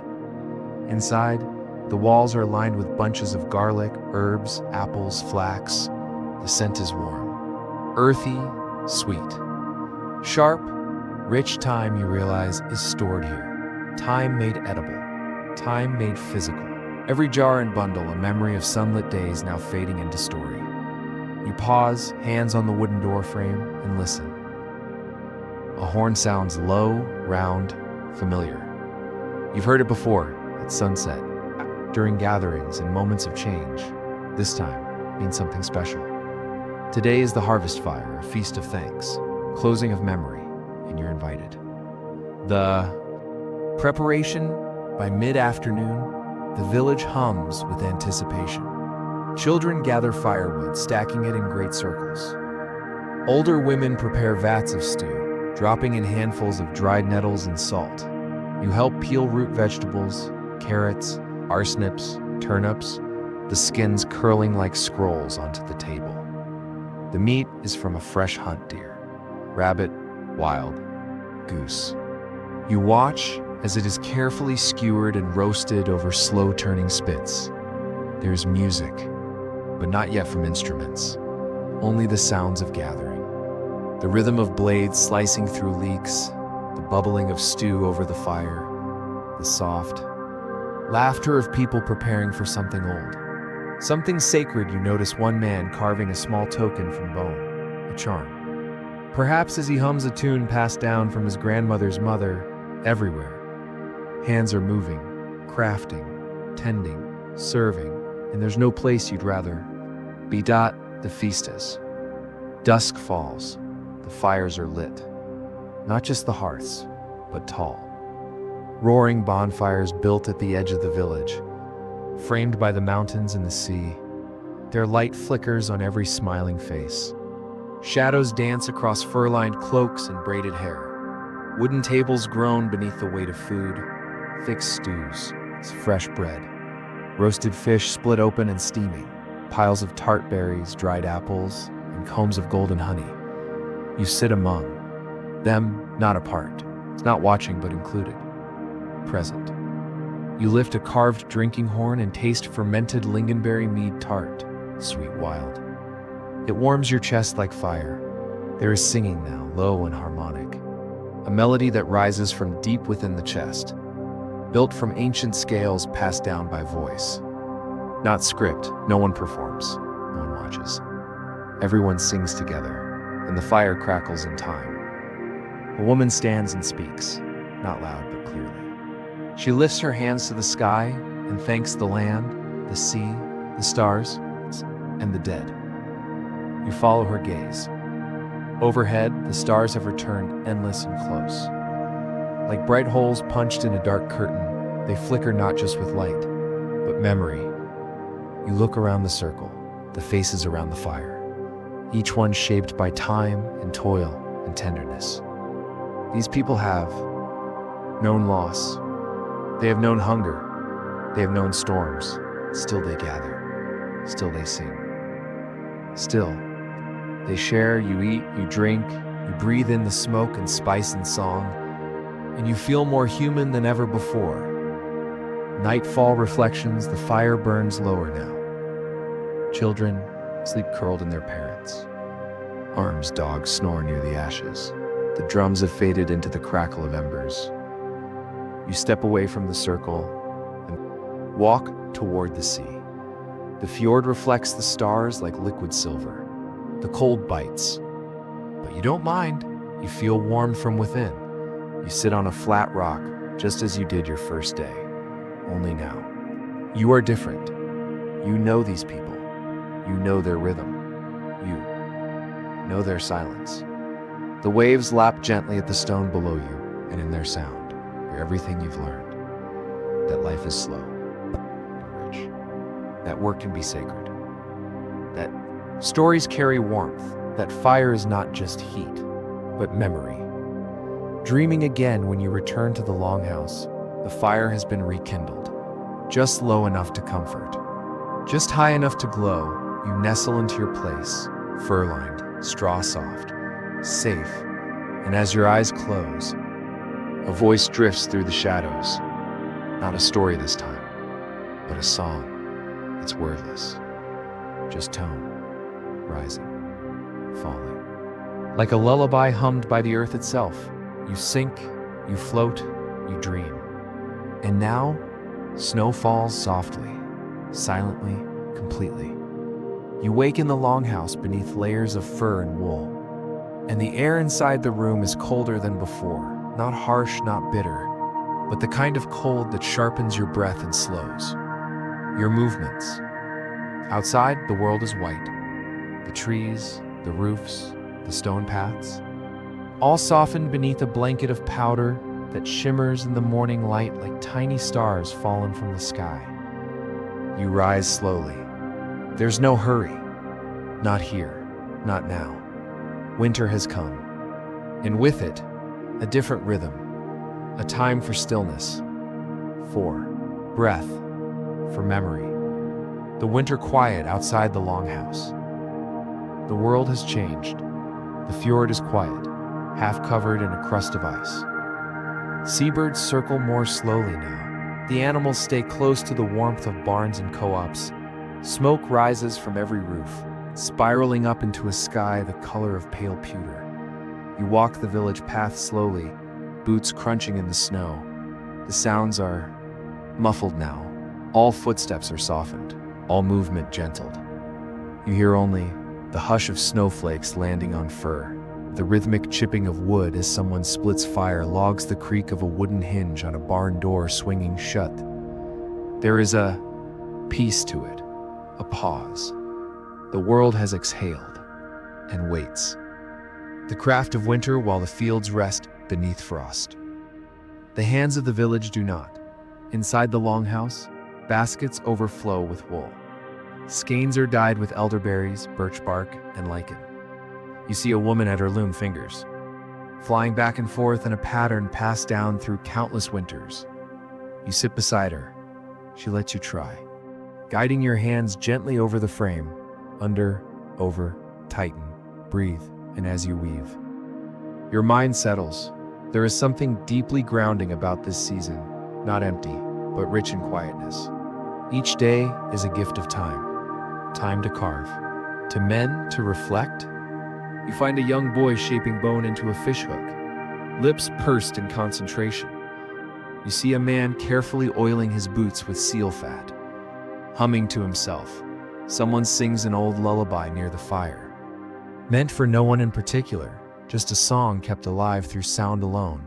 And in the evenings, people share asterisk, not just stories, but silences. COMPANIONABLE.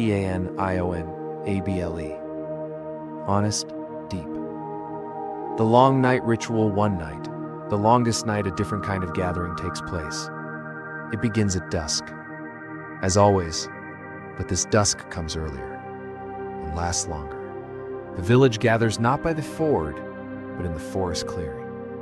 Where the sacred grove stands cloaked in snow, they carry candles. Each person holds, flame cupped between gloved hands, small. Flickering golden lights against the great dark. No one speaks, only footsteps through snow. The crunch, the hush, the breath at the grove. The flames are placed carefully in a great circle around the birch trees. Inside that ring, pine branches, woven into a spiral. At the very center, a carved wooden sun. You understand? Instinctively what this is, a promise, a hope, a ritual that says the light will return. One by one, the villagers step forward to lay down a token, a berry. A feather, a curl of wool, a carved rune. You kneel too and place your hand upon the snow. The earth beneath it is cold, yes, but alive, resting, not dead, waiting, not gone. The candles flicker against the trees, and in that circle of light, under stars and pine, you feel a deep, ancient certainty settle in your chest that nothing is forever. Not the cold, not the dark, that beneath every winter. Spring sleeps patiently, feasting in the firelight back in the longhouse. The night becomes warm again. Not from sun or season, but from story and flame and stew that's been simmering all day. You sit close to the hearth, watching as steam curls up from a heavy iron pot. Inside, salted lamb, onions, dried apples, mead-soaked grains.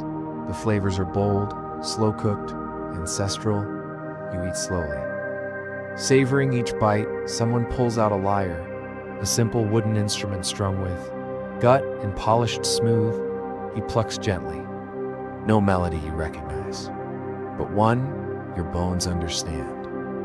Others hum along deep and low, like wind beneath a door, and you close your iceful belly, warm skin. The scent of smoke and thyme and pine simply rest. The oldest story later that night, the storyteller speaks.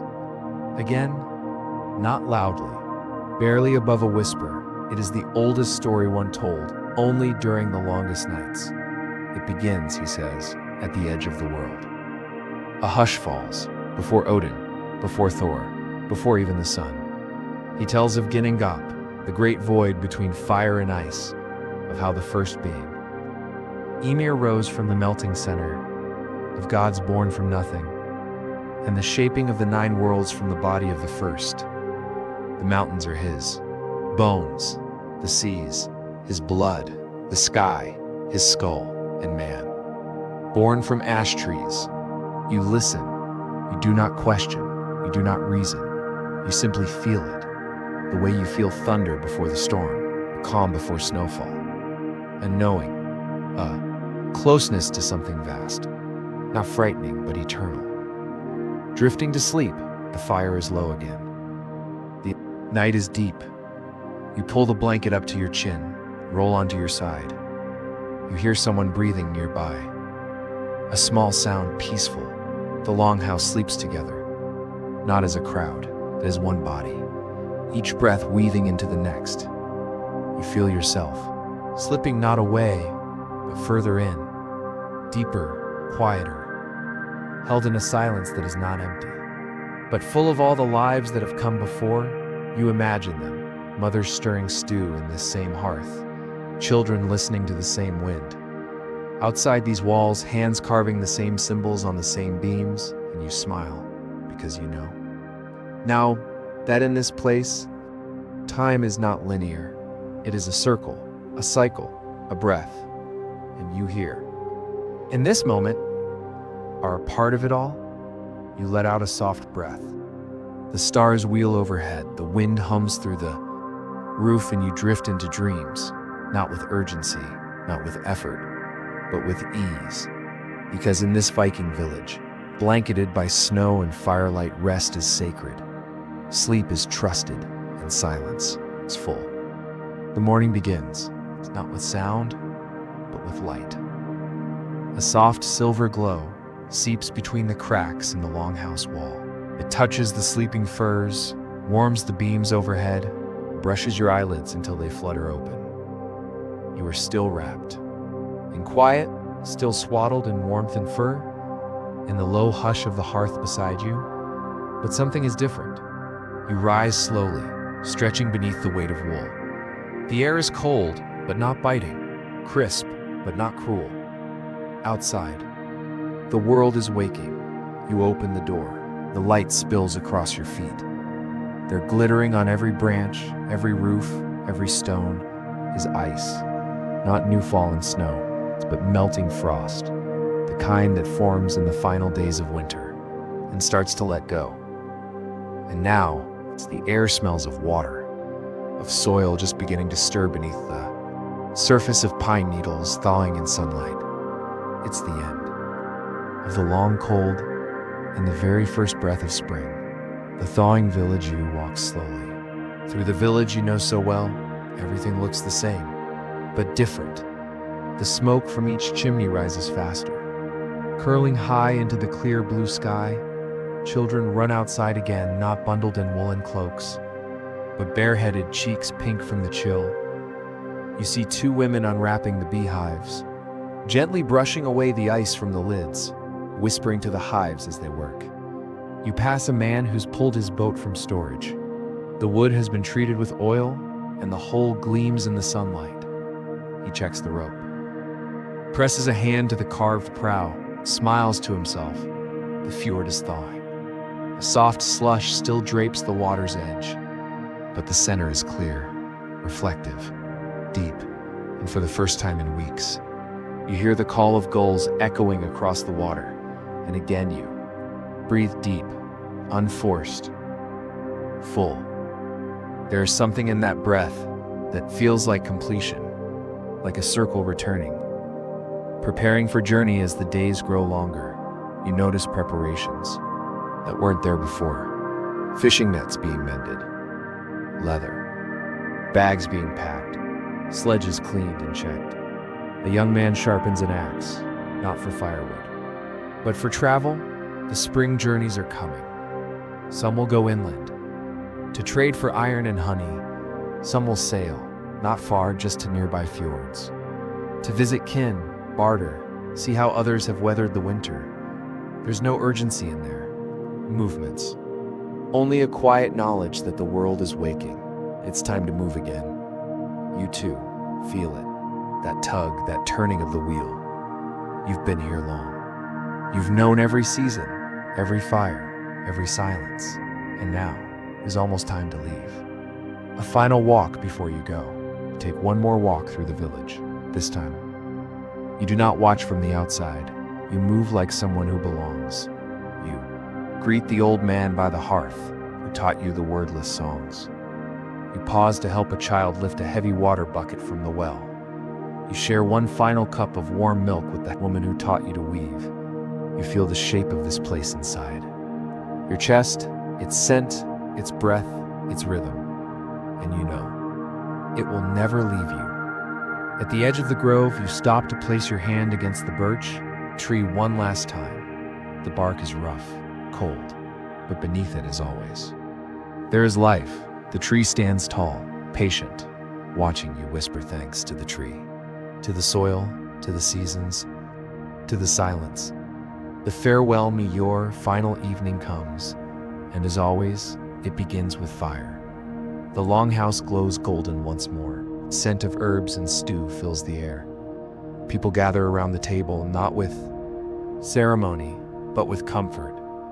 Someone brings out flatbread, warm, thin, sprinkled with sea salt. Another sets down smoked fish, flaked and spiced. A carved bowl is passed with berries preserved in honey. You eat slowly, savoring every bite, like memory itself. There is no grand speech, no dramatic goodbye, just shared glances, nods. The quiet kind of farewell that lives in places where words are fewer, feelings run deep. A hand on your shoulder, a brief smile, a second helping, and when the dishes are cleared, stories begin once more. But tonight, they tell one for you. The story of the visitor. It's the elder woman who begins. She speaks slowly, looking only at the fire. There once was a stranger, she says, not from the east, not from the west, from somewhere between sky and wind. Room falls still. He arrived on the back of a morning breeze, silent as fog, gentle as snow, and though he carried no sword, no shield, no trade to offer, she pauses. He listened. There are nods. Someone sets down a spoon, slowly. He walked the fields, sat by the hearth, slept in our silence, and then she turns her head and looks at you. And when he leaves, she finishes. He will take nothing, but he will leave something behind. The fire crackles. Shh. No one moves, and you feel it. The echo of your own journey, held up like a mirror. You have not spoken aloud, and yet, you've been heard. You have not stayed forever, and yet, you belong. Departure the next morning, the sun rises early, the light is pink, then gold, and bright against the silver dew on the grass. You've packed little, just a small satchel, of memories, a carved bone button pressed into your hand by a laughing child, a folded square of woven wool, scented faintly of smoke, a pebble from the riverbank, and as you stand at the village edge, looking back one final time, the wind carries. A scent you now recognize: ashwood, salt air, warm bread, pine, the scent of a world that has changed you, simply by being real. No one waves, no one cries, but you feel them all with you. Their stories, their seasons, their breath. You turn and walk into the mist. Not away but forward. Back to knowing now you are here. Not in a Viking village, not by the ford or fire, but in your bed, in your room, with the weight of your blanket, the softness of your pillow, the gentle sound of my voice. And yet, that world has not left you. It lives in you now, in your breath, in your imagination, in your peace. And as you lie here warm and still, the village still moves quietly across the edge of sleep. You can return to it any time. The longhouse, the grove, the snow, the songs, all waiting softly, just behind your eyelids. So breathe. Now, in and out. Feel your chest rise. Feel it fall. Let the hush of snow settle in your bones. Let the warmth of fire live behind your ribs, and let your thoughts drift like smoke into the stars above the fjord. This night, you are safe. You are full, you are finished. Sleep deeply now, and dream well.